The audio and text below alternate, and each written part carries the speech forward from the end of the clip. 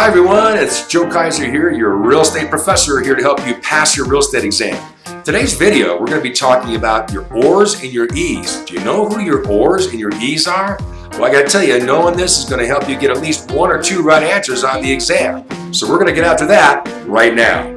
Okay, we're here talking about your O's and E's in real estate. It's going to be pretty important to understand who your O's and E's for you to pass your exam. There's at least a couple right answers in this chart right here. So let's go over it.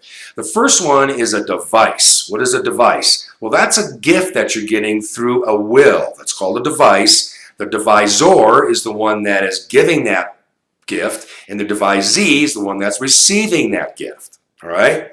Next one is going to be a deed. A deed is the way that we transfer property from one person or entity to another. So you have the grantor, which is the seller in this case, and the grantee, which is the buyer.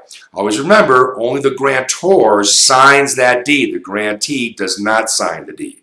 Next is a legacy. Legacy is when you have personal property that's being transferred through a will. So that personal property is called a legacy, and then the person that's giving that is a legator. The person receiving it is a legatee for personal property through a will. Then we have a lease. A lease is when you're renting out property, and the lessor is the one that is offering the lease on that property, the owner. The lessee is the tenant that's going to be leasing that property from the owner. Next is going to be the mortgage. Now this is a financing instrument, a mortgage. You have the mortgagor, which is the borrower in this case, and the mortgagee, which is the lender in this case. So understand who is who with the mortgagor and mortgagee. It's going to come into play when we talk about deed of trust.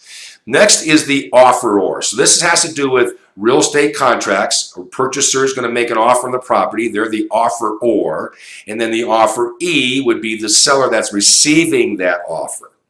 And then an option, also a real estate contract, is where the seller is going to offer an option on to purchase that. They're the option or the option E is the one that's going to be receiving that option and then exercising at a later time.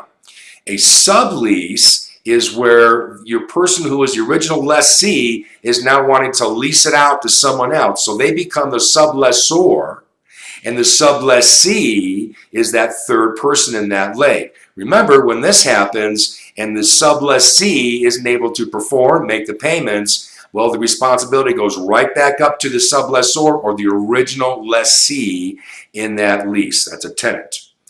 Last one is the deed of trust. Now, this one here I mentioned earlier, deed of trust, a little confusing maybe because actually this is a three-party system, the deed of trust. Right? You have your beneficiary, it's not listed on the chart. The beneficiary is the bank, the trustor is the borrower, and the trustee is the recipient that's getting the deed of trust, which is usually the trustee in the county for where the property resides, or it could be a private trustee. So it's either a public trustee or a private trustee. Either way, the trustee is receiving the deed of trust, which is the security for the loan on the house. Okay, there's your O's and E's. I hope that gave you some clarity. I'm going to leave this chart up here for a little bit so you can go ahead and study that. I'm going to tell you there's absolutely one or two right answers right here on that real estate exam. I'm Joe Kaiser, your real estate professor, helping you pass your real estate exam. If you like what you're seeing here, please hit the like button, subscribe, and hit the bell so you get notified of any more new videos that are coming out to help you pass your real estate exam.